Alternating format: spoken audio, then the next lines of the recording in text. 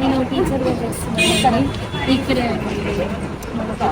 చేస్తున్నానండి. సో మీరు టీచర్ అంటున్నారు కాబట్టి మీకు సామాజిక సమస్యలపైన ఇప్పుడు జరిగే వాటి మీద అవగాహన కొద్దిగా సో ఎలా ఉందండి? ఏంటండి అన్ని ఫ్రీ ఇది ఇస్తానని చెప్పేసి ఇప్పుడు దాకా డబుల్ బెడ్రూమ్ ఎవరికి వచ్చింది ఏంటి? ఈవెన్ మా కూడా నేను టీచర్ అంటే కానీ మా ఆయన ఏమో ఆటో డ్రైవర్ అండి. మాకు ఎందుకంటే నేను వెళ్తేనే ఇల్లు గడుస్తున్నట్టు ఉంది. ఆటోలు ఫ్రీ బస్సులు వస్తున్నాయి. అప్పటి నుంచి మనకి ఏమీ ఆటోలు అంత దందా లేదు. కనీసం ఆటో వాళ్ళకైనా ఏమైనా చేస్తేనా మాకు ఏదైనా హెల్ప్ఫుల్ ఉండదు. మాకు సొంత ఇల్లు కూడా లేదండి. 35 సంవత్సరాల నుంచి ఇక్కడే ఉన్నాం మేము. ఒక సొంత ఇల్లు లేదు, ఏం లేదు. డబుల్ బెడ్రూమ్ మేము కూడా అప్లై చేస్తే సర్వే కంప్లీటర్ అని వచ్చింది. చూసి ఇంటికి వచ్చారు, సర్వే కంప్లీటర్ అని వచ్చింది. చివరికి చూస్తే ఆన్లైన్లో అసలు పేరే లేకుండా పోయింది. ఇది అసలు మరీ ఇంత మోసం ఎక్కడ చూడలేదు. మేము వెళ్ళి నంబర్ ఇంతకుముందు ఏంటి సర్వే కంప్లీట్ అని వచ్చింది, ఇప్పుడు సడన్గా లేదండి. లేదమ్మా మళ్ళీ మీరు అప్లై చేసుకోవాలంటే ఎన్నిసార్లు అప్లై చేసుకోవాలండి? సర్వే కంప్లీట్ అని అది చూపించిన తర్వాత ఎందుకు లేదు? చెక్ చేస్తే లేదు అసలు. మరి మాలాంటి వాళ్ళు ఎంతోమంది ఉన్నారు కదా, అది ఏదో ఒకటి కరెక్ట్. మా ఇంటి ఓనర్ అండి, వాళ్ళకి పెట్టిన కోడలికి పెట్టింది, కొడుకుకి పెట్టింది, ఎంతమంది ఇంట్లో ఉన్నారో అందరికి పెట్టింది. వాళ్ళకి మళ్ళీ సర్వే కంప్లీట్ అయినా లైన్ 1, లైన్ 2, లైన్ 3 వచ్చింది. అసలు ఉన్న వాళ్ళకి వస్తుంది, లేని వాళ్ళు మేమేం చెయ్యాలి? అసలు ఇదేనండి ప్రభుత్వం. ఓట్లు అందరికి ప్రతి ఒక్కరికి పదే వచ్చి అడిగారు, ఓట్లు వేసాం. సరే ఈ ప్రభుత్వాన్ని చేస్తుందో ఏమో అని చెప్పేసి లాస్ట్లో మాకు ఏం వచ్చేది లేదు, ఇది లేనట్టు అయిపోయింది. మాకైతే ఎవరికి చెప్పుకోవాలంటే కూడా ఎవరికి తెలియదు. మనం అసలు ఉన్న వాళ్ళకే ఇస్తున్నట్టు ఉన్నారు.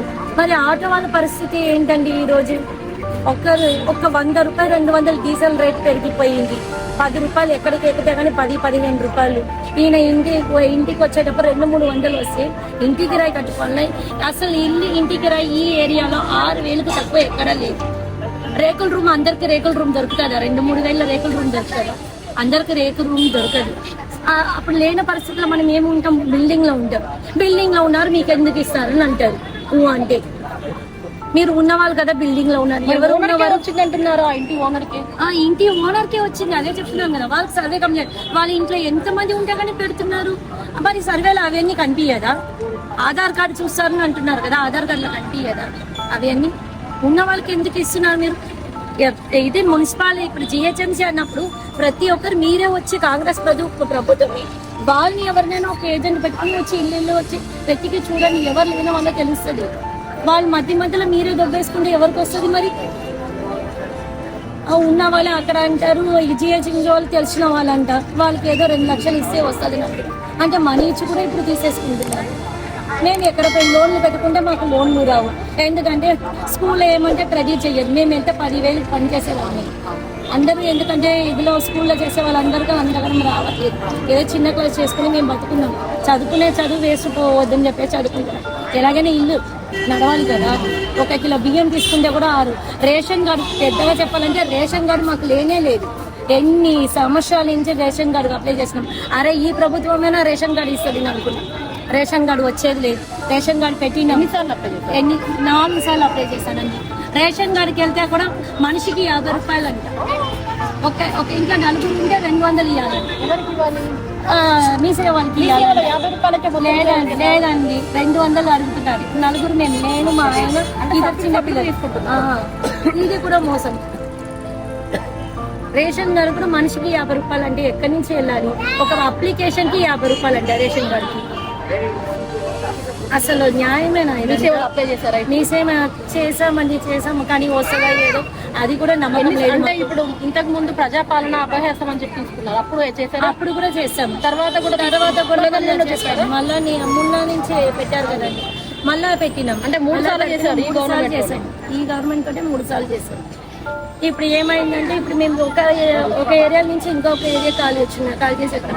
ఇల్లు అయితే సొంత ఇల్లు కాదు కదా, సొంత ఇల్లు అయితే అక్కడే ఉంటాం.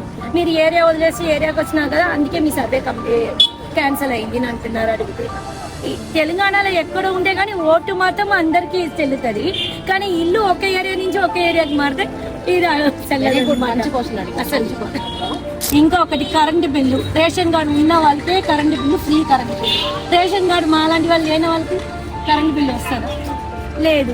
ఎందుకంటే మీకు రేషన్ కార్డు లేదు, కరెంటు బిల్లు కూడా ఫ్రీ. కరెంటు బిల్లు లేదు. అసలు ఏం ప్రభుత్వం ముందే చెప్పాలి. ఓటు అడిగినప్పుడు అమ్మ నీకు రేషన్ కార్డు ఉందా లేదా అట్లా అడిగి నువ్వు ఓటు వేయించుకోవాలి. నువ్వు గెలిచే ఉండవు అసలు, గెలిచే ఉండవు అసలు. ఏ కార్డుతో సంబంధం లేకుండా ఓటర్ కార్డు ఉంటే ఓటర్ కార్డు ఉంటే అన్ని ఫ్రీ వస్తే అయిపోయాయి. అసలు నువ్వు గెలిచే ఉండవు. అందరూ నమ్మి మోసం పోయినట్టే ఇప్పుడు లెక్క.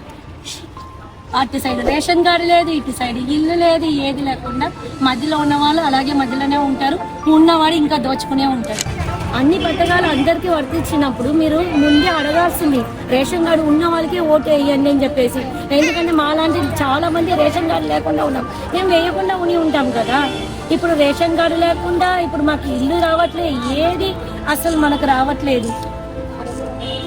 రేషన్ కార్డు మాకు కావాలండి. ఎందుకంటే లేని వాళ్ళు మాకు కనీసం బియ్యమైనా తెచ్చుకుని మేము ఉంటాం కదా. ఈ డబుల్ బెడ్రూమ్ అసలు ఒక్కరికి ఎందుకు? డబుల్ బెడ్రూమ్ కూడా రేషన్ కార్డు ఉన్న వాళ్ళు డబుల్ బెడ్రూమ్ వస్తుంది ముందే చెప్పండి. రేషన్ కార్డు లేదు, అవసరం లేదని అన్నారు. రేషన్ కార్డు అక్కలేదు, ఒక్క ఆధార్ కార్డు మీదనే మేము డబుల్ బెడ్రూమ్ మీరు అప్లై చేయవచ్చు. అవి అన్నీ అసలు అన్ని మోసం అండి.